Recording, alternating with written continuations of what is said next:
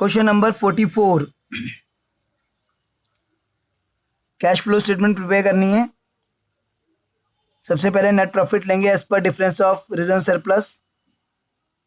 तो reserve surplus में हमने देखा सरप्लस है, उसका है हमारा 3 लाख से 4 लाख यानी 1 लाख। और डर्ट जो चेक करते हैं हम लोग, डी यानी प्रपोज डिविडेंड नहीं है, आई यानी इंटरिम डिविडेंड नहीं है, आर यानी ट्रांसफर टू रिजर्व्स नहीं है, टी यानी प्रोविजन फॉर टैक्स वो भी नहीं है। तो चारों में से कुछ भी नहीं है, तो net profit for the year यही हो गया। इसके बाद जो हमें चीज़ें डेप्रिसिएशन चेक करना होता है, तो नॉन करेंट एसेट्स में हमारी सारी एसेट्स बढ़ रही हैं, घट कुछ भी नहीं रहा है, तो डेप्रिसिएशन नहीं है। इंटरेस्ट चेक करना होता है, लॉन्ग टर्म बोरोइंग पे होता है, परसेंटेज गिवन नहीं है, तो इंटरेस्ट भी नहीं है। फिर गुडविल रिटर्न ऑफ चेक करना होता है, तो इंटेंजिबल एसेट्स है ही नहीं। Loss on sale of fix assets check करना होता है, तो वो भी नहीं है, क्योंकि फिक्स एसेट तो बढ़ रही है, परचेज किया है, सेल तो किया ही नहीं है, तो कुछ भी नहीं है। और माइनस वाली आइटम जो रेंट रिसीव्ड, डिविडेंड रिसीव्ड और interest received, non current investment में मिलता है इंटरेस्ट, लेकिन उसमें भी परसेंटेज मेंशन नहीं है। Profit on sale of fix asset कुछ भी नहीं है, मतलब इन आइटम्स में से कुछ भी नहीं है, ना प्लस वाली ना माइनस वाली। तो सीधा यही प्रॉफिट होगा। सीधा हम करेंगे plus minus current asset current liability का इंक्रीज डिक्रीज जो देखते हैं। तो ट्रेड पेबल हमारे 48 से 40 हो गए, डिक्रीज हो रहे हैं, तो माइनस होंगे वो। तो minus decrease in trade payables, क्योंकि करंट लायबिलिटी अगर डिक्रीज होती है तो माइनस। नहीं लिखने की जरूरत ही नहीं है ही नहीं कुछ, तो ऑपरेटिंग प्रॉफिट वाली लाइन लिखने की जरूरत ही नहीं है। फिर डिक्रीज इन ट्रेड पेबल 8000, ये माइनस होगा। करंट एसेट में करंट इन्वेस्टमेंट है वो नहीं लेंगे, क्योंकि वो कैश एंड कैश इक्विवेलेंट के साथ ऐड होती है, तो उसको नहीं लेना। फिर इन्वेंट्रीज 82 से 76 कम हो रही है, तो प्लस होगा।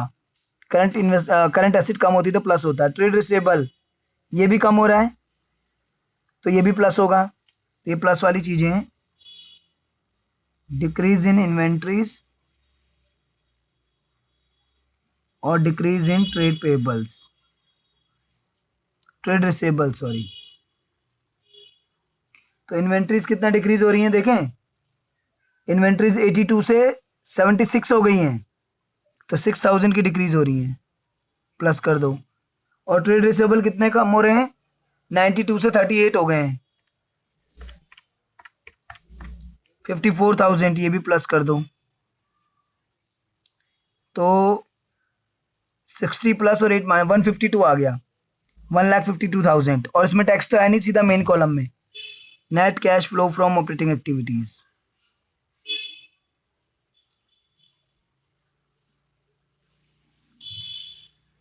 ये हो गया भाई आपका। अब इन्वेस्टिंग पे आ जाते हैं। इन्वेस्टिंग एक्टिविटीज, तो इन्वेस्टिंग एक्टिविटीज में हमें नॉन करंट इन्वेस्टमेंट और नॉन करंट एसेट्स देखनी होती हैं। तो चलिए भाई, तो नॉन करंट एसेट्स में देखते हैं। फिक्स एसेट्स गिवन है टेंजिबल में 560 से 850, 5,60,000 से 8,50,000, 290 की परचेज ऑफ टेंजिबल एसेट्स, 2,90,000 बढ़ रही हैं, यानी परचेज किया यानी कैश आउटफ्लो हुआ है। और नॉन करंट इन्वेस्टमेंट भी बढ़ रही है, तो यानी वो भी परचेज की है। Purchase of non current investment कितना हो रही है वो आपकी, 232 हो गई है, पहले 160 थी, तो 72,000 की जो है आपने परचेज करी है नॉन करंट इन्वेस्टमेंट। ये भी आपका माइनस में चला गया, प्लस में जाने के लिए कुछ भी नहीं है इसमें, दोनों नेगेटिव हैं। तो ये आपका आ गया 3,62,000 नेगेटिव। तो used, net cash used in investing activity.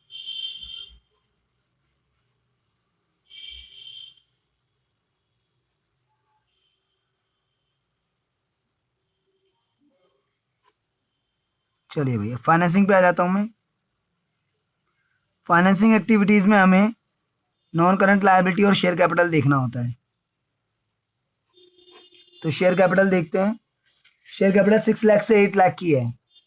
तो इशू ऑफ शेयर्स बढ़ रही है, यानी शेयर इशू करें, यानी कैश इनफ्लो हुआ है 2 लाख।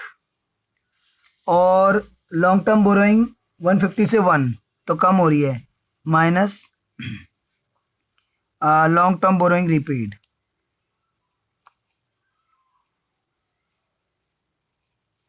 जो रिपे करी है वो माइनस कर दीजिए आप। 50,000 की आपने रिपे करी है। बस यही दो हैं फाइनेंसिंग में, इसके अलावा तो फाइनेंसिंग में कुछ है नहीं। इंटरेस्ट पेड, डिविडेंड पेड वगैरह कुछ भी नहीं था। तो ये मेन कॉलम में आ गया 1,50,000 नेगेटिव और पॉजिटिव। तो net cash flow from financing activities. अब इन तीनों का नेट निकाल लीजिए, नेट इंक्रीज डिक्रीज आ जाएगा। तो ये आ रहा है 150 और 152 32, और 32 में से 362 गया तो 60,000 नेगेटिव आ रहा है ना। Net decrease in cash and cash equivalent.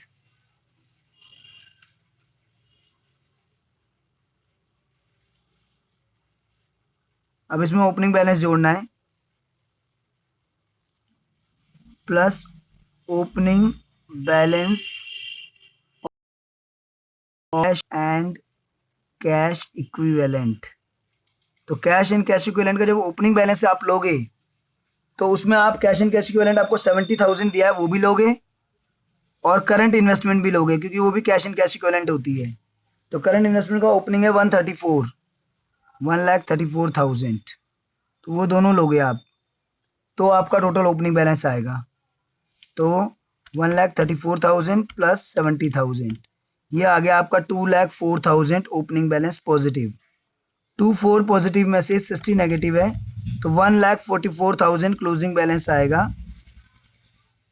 Closing balance of cash and cash equivalent हमारा इतना आ रहा है। अब देखते हैं बैलेंस शीट में भी इतना है कि नहीं है, वो चेक कर लेते हैं। तो बैलेंस शीट में क्लोजिंग बैलेंस हमारे पास 94,000 कैश का है, कैश एंड कैश इक्विवेलेंट का है, और 50,000 हमारा करंट इन्वेस्टमेंट का है, वो भी लेना है साथ में, क्योंकि वो भी कैश एंड कैश इक्विवेलेंट होता है। तो इन दोनों को ऐड करके 1,44,000 ही आ रहा है।